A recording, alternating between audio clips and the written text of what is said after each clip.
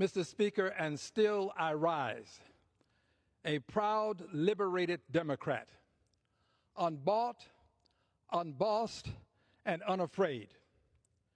And I rise, Mr. Speaker, today in the name of liberty and justice for all, in the name of government of the people, by the people, for the people. I rise to remind us of the words of Ben Franklin. He reminded us that we have a republic if we can keep it. So I rise today to warn all of the greatest living threat to our republic. I rise to explain how we must deter this threat or we must remove it. I rise to explain how the consequences of doing nothing can be harmful to all that we hold dear. Mr. Speaker, our greatest living threat is a president who defies court orders. Our greatest living threat is a president who defies court orders. One can but only imagine what America would be like today if President Eisenhower had defied the order of the court in Brown versus the Board of Education. You see, it was Brown versus the Board of Education that desegregated society to the extent that it is, that integrated it to the extent that it is, that probably has given me a means by which I can stand here in the House of Representatives. Brown versus the Board of Education was a seminal moment in time. It was a moment in time that has changed time from the point of its announcement to this very day. Brown versus the Board of Education has made a difference in my life and in the life of many others. I'm so grateful that President Eisenhower, who was reluctant, who was not a fan of Brown versus the Board of Education, who really didn't want to deal with the great racial issues of his time.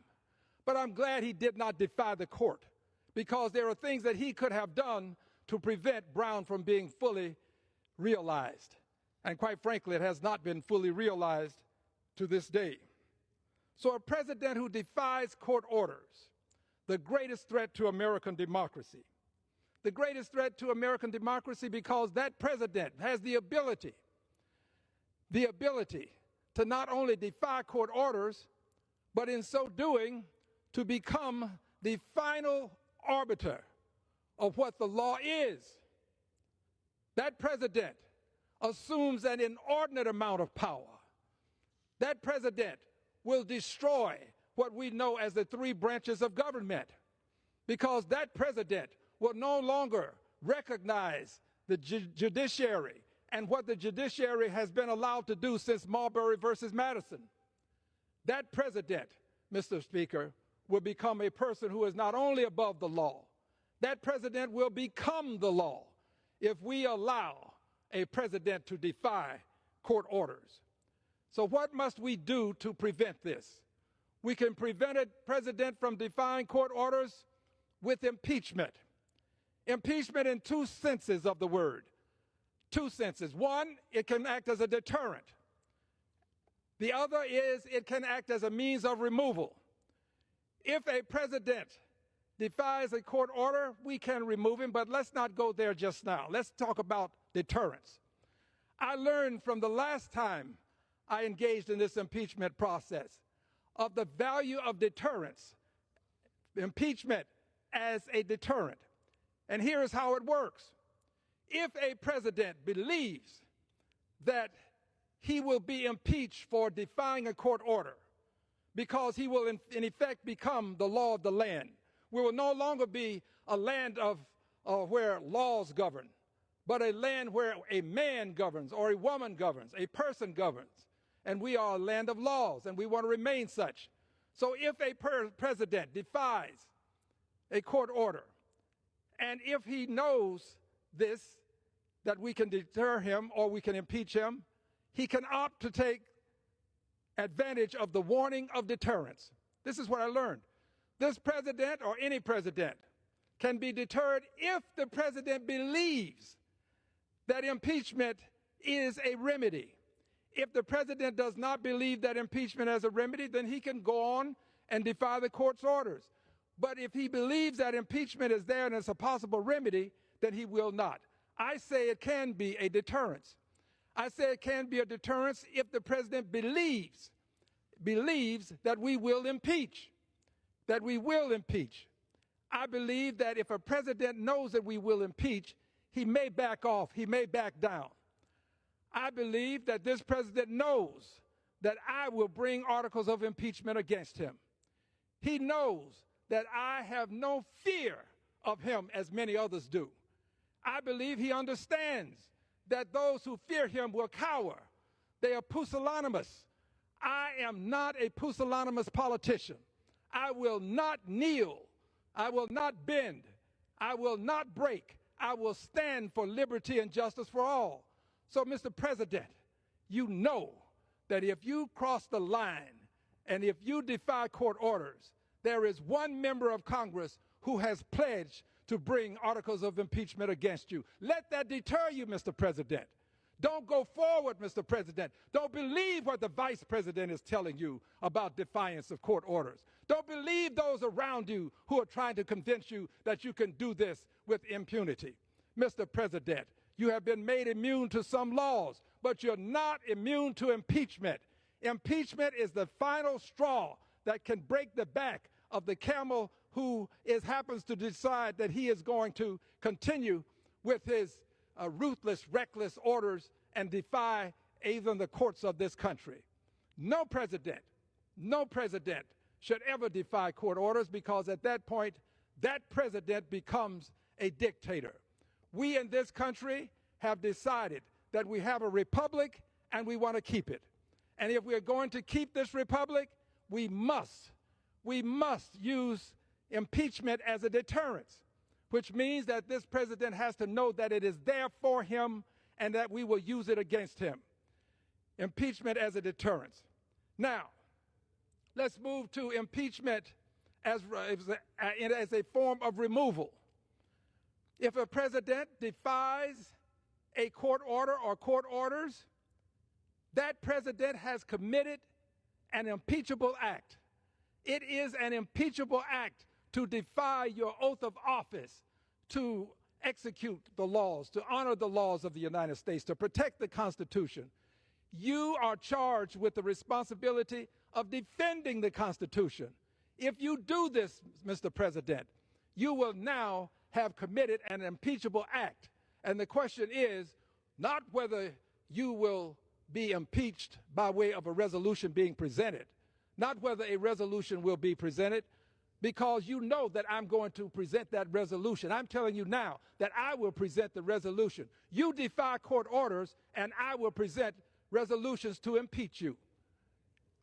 I will present the resolution. Now the question is, will the Congress act? What will the Congress do?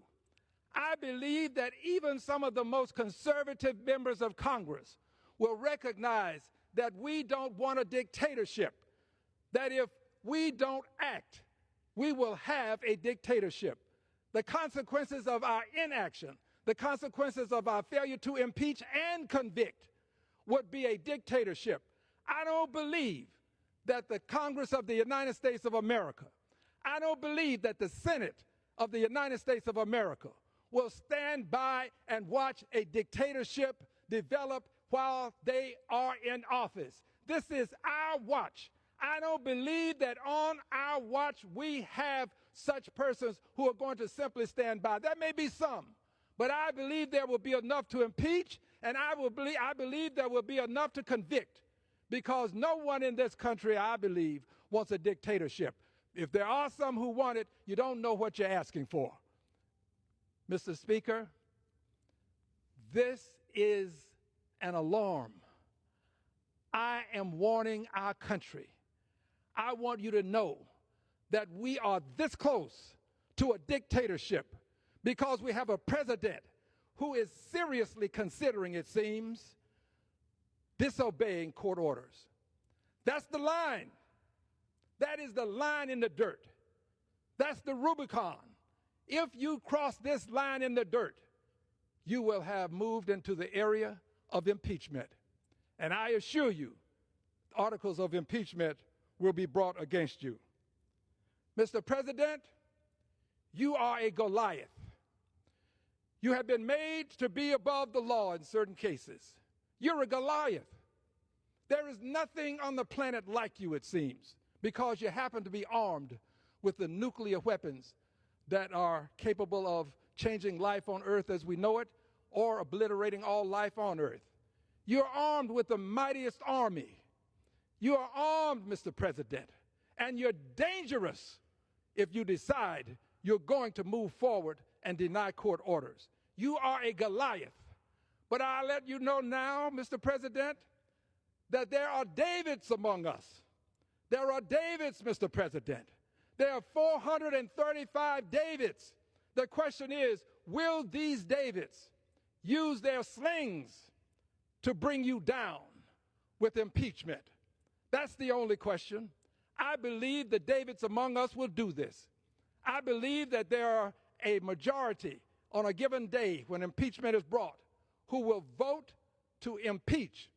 These are the Davids that will save this country. They will preserve the republic.